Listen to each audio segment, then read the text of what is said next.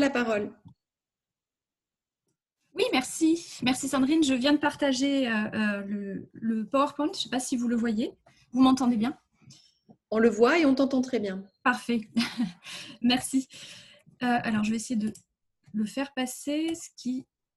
Voilà, ça marche. Je lance mon chrono. Alors, je vais commencer simplement par un slogan de campagne de Greenpeace qui, il y a quelque temps, parlait d'urgence climatique et annonçait qu'il fallait rejoindre la résistance. Et on voit juste dans ce slogan le changement des éléments de langage, hein, le passage des changements climatiques à l'urgence climatique qui est au cœur de la campagne de Greenpeace récente. Et encore ce mois-ci, ils font une campagne autour d'un ISF climatique. Donc, je vais essayer de vous montrer comment ces ONG environnementales ont progressivement une action, en tout cas un désir d'utiliser l'arme du droit pour faire avancer la cause. Alors, ce chapitre que j'ai rédigé pour l'ouvrage, en tout cas, revient sur la reconfiguration un peu du mouvement climatique. En tout cas, dans l'introduction, je montre comment les marches, les grèves du climat de 2019 ont redonné un souffle au mouvement climatique et s'inscrivent quand même dans une histoire longue, d'abord des mouvements sociaux avec l'histoire des altermondialistes, l'histoire des fameux combattants pour la nature. Et on voit, notamment dans les écrits d'un certain nombre de politistes, le rapport de force que ces ONG ont pu produire au sein du jeu politique. On voit également comment progressivement ces associations, ces ONG se professionnalisent en développant des répertoires d'action collective de plus en plus sophistiqués, techniques, et que ces répertoires d'action influencent les politiques environnementales alors par différents moyens finalement, la protestation, la persuasion, la pression, et puis de plus en plus l'expertise. Certaines ONG et praticiens chargés de plaidoyer sont plus experts qu'un certain nombre d'entre nous sur les questions climatiques. On voit également dans la doctrine davantage peut-être juridique l'influence aussi des ONG sur le discours, le contenu, voire la contestation de la mise en œuvre ou le besoin de renforcement du droit de l'environnement. Et on voit finalement que ces actions et ces répertoires d'actions ont été menés à toutes les échelles du droit, au plan international, notamment au cœur des négociations climatiques avec le rôle du réseau Action Climat, par exemple, ou encore plus en matière environnementale, pas forcément climatique, le rôle, par exemple, de l'association France Nature Environnement sur la loi Grenelle. Alors, quand même, la question climat a bouleversé les répertoires d'action des ONG qui travaillaient traditionnellement sur les questions environnementales. Certaines d'entre elles se sont très clairement spécialisées dans la lutte climatique et elles ont dû d'abord se coaliser, penser une action transnationale pour aller notamment discuter, œuvrer, influencer les négociations climatiques. On a vu dès les années 80 le Cannes notamment se former, mais un peu plus tard, le Climate Justice Now se coaliser également pour porter un certain nombre de discours, j'y reviendrai. Alors récemment, on voit également des ONG climat qui ont des nouveaux répertoires d'action assez originaux. Je pense à Alternativa, par exemple, le collectif des décrocheurs ou encore les Rébellion Extinction qui a une autre façon d'agir et de persuader finalement sur la cause climatique. Et sur le plan du droit, naissance en France, en tout cas, d'une association, et ce n'est pas la seule, mais en tout cas, je cite celle-là parce que dans son objet social, c'est inscrit noir sur blanc, l'idée qu'il faut agir sur le droit pour défendre la justice climatique. Et donc, l'arme du droit est au cœur du plaidoyer de cette structure. Alors, les registres d'action collective se sont diversifiés avec des actions coup de poing, des actions d'expertise, d'information, d'éducation du public. On voit des actions de plaidoyer, de lobbying qui vont influencer directement ou non d'ailleurs les cadres légaux. Et puis, à côté de ces répertoires d'actions moins juridiques, se développent aussi d'autres répertoire d'action portant plus sur les questions juridiques, avec des procès d'opinion. Il s'agit de simuler finalement des procès pour témoigner, contester, proposer un certain nombre de points de vue sur les enjeux environnementaux et particulièrement sur les enjeux climatiques. Et puis, comme Laura vient de le dire, un certain nombre d'ONG ont très bien compris la puissance des procès et intentent, avec des citoyens, avec des collectivités territoriales, un certain nombre de recours devant des juges nationaux ou régionaux. Ces ONG, elles habitent finalement leur cause aussi dans une démarche, je l'ai dit tout à l'heure, de lutte transnationale et de plus en plus avec une idée qu'il faut influer et œuvrer avec une sorte de pouvoir de cadrage sur les instruments juridiques. Mais ce n'est pas que ça. Il semble que également depuis, je dirais, la COP de Cancun, il y ait une rupture dans la façon d'aborder la lutte transnationale et une rupture qui consiste certainement à faire un pouvoir de cadrage, mais aussi une sorte de cadrage de justice, puisque autour des grands enjeux de justice climatique, depuis la COP de Cancun, on assiste à une nouvelle forme de plaidoyer qui consiste à aller porter des nouvelles questions dans l'arène des négociations climatiques, par exemple, qui n'étaient finalement pas tellement apportées avant, je dirais, pour être caricatural, avant la COP de Copenhague. Et on a vu un certain nombre de questions sur la transparence, la représentativité, les questions de distribution de coûts, de compensation, ou même encore d'équité, de responsabilité, finalement autant de questions qui intéressent finalement la justice environnementale, la justice sociale. Et c'est par ce prisme-là qu'on voit se développer des nouveaux répertoires d'action, des cadres d'action collectives, et ce cadrage de justice qui émerge par souvent un argumentaire porté sur le volet des droits de l'homme. Et on le voit très nettement dans les espaces de négociation internationale pour œuvrer sur les éléments de discours, notamment au moment de la rédaction de l'accord de Paris pour faire rentrer des éléments liés à l'équité ou aux droits humains, ou encore devant les prétoires dans les argumentaires juridiques. Alors, on a 3 fenêtres au sein de la fabrique du droit qui sont occupées par ces ONG. Ces 3 phases, c'est d'abord une phase prénormative où les ONG ont un rôle d'alerte, elles développent des approches un peu discursives sur les besoins du droit, la nécessité de modifier les instruments du droit. Ensuite, elles peuvent agir au moment de l'élaboration de la norme.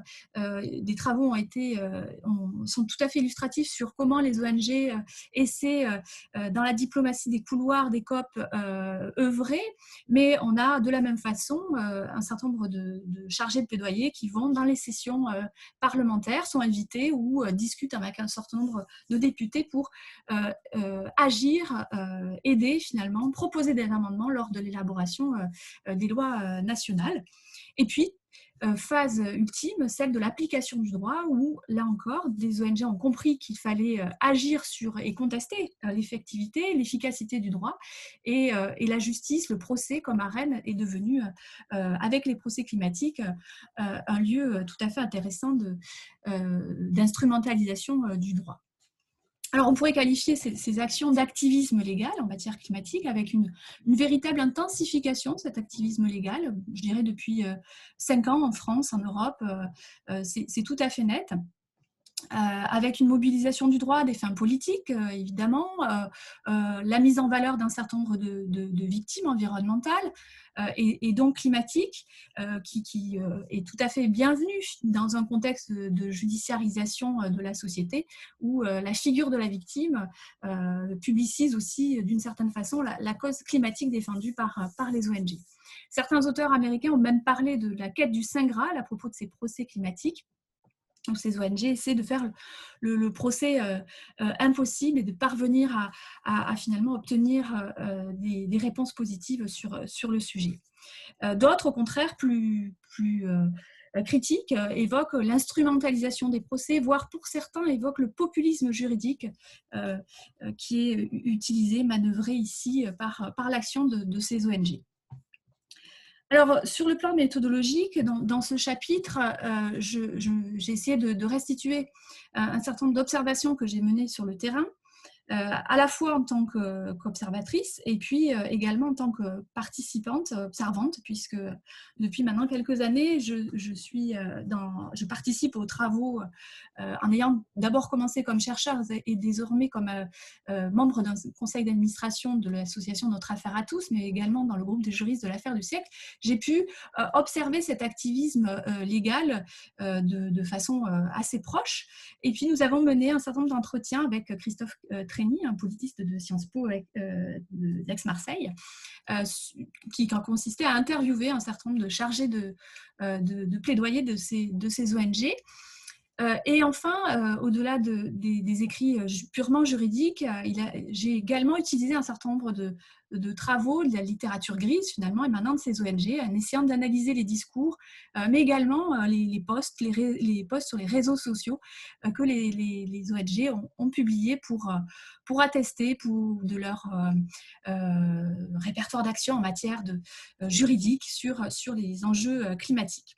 Alors, mon idée, c'est finalement comment le droit émis est utilisé au service de la cause climatique, comment les ONG participent à l'élaboration de ce droit climatique qu'elles veulent plus ambitieux. Alors le chapitre a deux titres, je dirais. J'aurais sans doute pas le temps d'aborder les deux titres. Le premier consiste à montrer que l'action des ONG se porte sur l'élaboration de la norme et que ces ONG finalement utilisent un jeu d'influence discursive dans la fabrique d'un droit qu'elle souhaite plus ambitieux. Et puis, dans un autre temps, je montre comment l'action se fait par le contrôle de l'effectivité, de l'efficacité du droit, et les ONG, finalement, apparaissent comme les garantes, les vigies de la justice climatique. Alors, s'agissant d'abord de l'élaboration des normes et de l'influence discursive dans la fabrique de ce droit, il y a trois niveaux. C'est trois niveaux totalement choisis de façon empirique, mais qui vous montrent comment les ONG peuvent agir et avoir une approche finalement très systémique en allant chercher l'action à la fois sur la loi, sur la Constitution et sur le règlement européen. Alors d'abord sur la loi. Au-delà des propositions que les ONG font, et encore on en a parlé tout à l'heure sur la loi E20 climat ou encore l'idée de modifier la loi de finances sur un ISF climatique, il y a un travail souterrain qui est mené autour de l'influence discursive, cette fois-ci, tout au long de la procédure législative. Et c'est assez étonnant de voir comment ces ONG ont travaillé, notamment sur la loi relative à la sortie de l'énergie fossile, la seule loi que Nicolas Hulot a menée jusqu'au bout. Et ce travail a nécessité d'abord que les ONG se rassemblent, se coalisent. Et on a vu, par exemple, l'association 350.org travailler avec une association altermondialiste comme ATTAC et co-construire un argumentaire très technique qui aurait pu être écrit par un membre de la doctrine juridique académique en reprenant des rapports émanant de certains conseillers d'État et qui ont tweeté et exercé un plaidoyer de couloir, ont été auditionnés au moment de l'élaboration de la loi, qui ont été auditionnés en commission. Et de ce fait, elles ont produit et diffusé dans l'espace public, avec une forte publicisation quand même de leur discours. Elles ont produit un contre-discours savant sur la sortie de l'énergie fossile, alors qu'il y a même quelques années, il était impensable de penser justement cette sortie de l'énergie fossile dans la loi. Et de fait, elles sont parvenues à produire un discours sur la légalisation d'une campagne internationale qui avait été lancée déjà à l'international depuis 2012 sur le zéro fossile. De la même façon, on va voir une autre ONG, une autre association, Notre Affaire à tous, utiliser un autre espace pour aller diffuser une doxa, un plaidoyer, en utilisant finalement le petit espace temporel du contrôle de constitutionnalité de la loi, la fameuse LEC. Et cette association a produit une porte étroite, une contribution extérieure qui visait à éclairer le juge sur un certain nombre de points, et notamment sur les manquements de la loi au regard de la 3 ajectoire 1.5. Et c'est d'autant plus intéressant que ça fait finalement assez peu de temps que le Conseil constitutionnel a accepté de publier les contributions extérieures sur son site internet, ce qui rend aussi, là encore, un discours public et un nouvel espace de diffusion d'une doxa. Deuxième illustration, c'est le répertoire d'action des ONG qui ont participé à œuvrer à l'idée de constitutionnaliser la lutte climatique. Et leur souhait a été de verdir finalement la Constitution et de militer pour un second verdissement en essayant de durcir finalement la norme de référence dont on a parlé tout à l'heure, qui fait évidemment défaut sur pas mal d'aspects. Et donc, elles se sont, là encore, coalisées, surtout des associations de jeunes, le REFET, par exemple, Notre Affaire à tous, la Fondation Nicolas Hulot, qui très tôt avait proposé l'idée d'insérer la lutte climatique dans la Constitution. Ils ont créé un appel pour la Constitution écologique et ont mené un certain nombre d'opérations de lobbying de couloir. En allant très loin, finalement, je trouve, tout cela a été documenté dans d'autres espaces, hein, mais ce qui est intéressant ici, c'est que cet activisme constitutionnel va assez loin, puisque un certain nombre de structures ont proposé, par exemple, la rédaction de titres dédiés à la transition écologique et solidaire qui pourraient être intégrés dans la Constitution, ou encore proposer des amendements à l'article 1er de la Constitution en évoquant des nouveaux concepts de limites planétaires, reprendre l'idée de principe de solidarité entre les générations, de constitutionnaliser le principe de non-régression. Et un certain nombre de ces points ont été habilement transmis à la Convention citoyenne pour le climat, et certaines propositions ont été retenues par la Convention. Enfin, troisième point, c'est l'espace supranational, je dirais, avec l'idée d'aller proposer une loi européenne sur le climat et finalement discuter les cadrages supranationaux qui sont en train d'être construits par la nouvelle commissaire européenne. Et là encore, coalition d'ONG à vocation souvent supranationale, souvent des grosses ONG, Greenpeace, l'ORAC, le WWF. Ensemble, ils produisent un contre-argumentaire, 12 propositions avec un travail de persuasion, convoquant la science dans leur argumentaire, en ayant un discours sur la faute majeure de l'Union européenne qui ne va pas assez loin dans l'exigence de la neutralité. Ils évoquent par exemple une neutralité pour 2040 et pas 2050 et discutent, font pression sur des objectifs intermédiaires plus forts que ceux proposés par la commissaire. Et ce discours sur le règlement et la nécessité de fixer des objectifs plus ambitieux s'inscrit également dans une fenêtre tout à fait intéressante qui a été ouverte par la commissaire, qui consistait à ouvrir à la consultation du public un certain nombre d'aspects sur le plan vert. Donc, c'est un espace de discussion qui a été très bénéfique et qui a utilisé finalement le réseau associatif. Alors, deuxième point, c'est l'action par le contrôle de l'effectivité et de l'efficacité du droit. Alors, 3 points. D'abord, l'idée qu'il faut défendre la justice climatique par des stratégies contentieuses et non contentieuses. On l'a vu ce matin.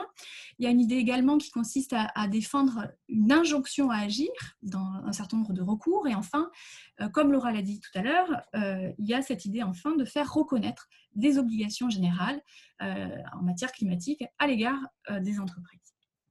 Alors effectivement, le procès Christelle? climatique devient une arme que les ONG ont bien saisie, une arme démocratique qu'elles défendent comme une arme qui consiste à respecter l'état de droit face à l'urgence climatique et à la nécessité de faire progresser l'État dans sa législation. Donc pas mal de recours ont été lancés en matière de carence fautive de l'État, en tout cas c'est le cas en France. Et Christelle?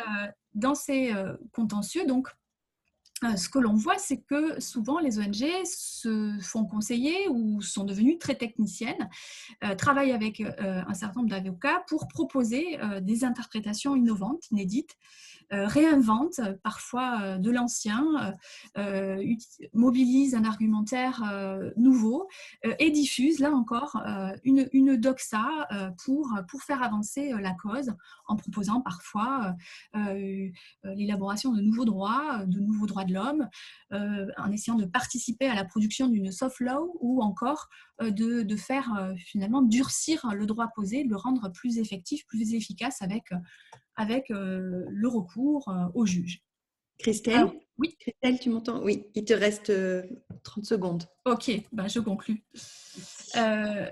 Et je conclus pour vous dire que les ONG offrent sans doute, et c'est Sandrine qui le disait il y a quelque temps, une caisse de résonance importante dans leur façon de mobiliser la cause climatique à l'international. Elles ouvrent aussi, par l'utilisation du droit, des nouveaux espaces de publicisation de la cause climatique. Elles agissent par le bas devant les juges nationaux. On l'a vu aussi avec Camilla de plus en plus au niveau régional, lorsqu'elles sont associées directement ou indirectement dans des contentieux en soutien de certains citoyens. Elles posent aussi des questions juridiques inédites, pertinentes. Sans doute, elles font avancer l'interprétation du droit et ça, c'est intéressant de questionner finalement la façon dont les ONG conçoivent et interprètent le droit par rapport à d'autres acteurs. Et elles suscitent, il faut le dire, l'espoir, alors j'espère qu'il ne sera pas déçu, d'une lutte climatique qui est perfectible et qui demande à être retravaillée. Voilà, je vous remercie. Merci beaucoup, Christelle.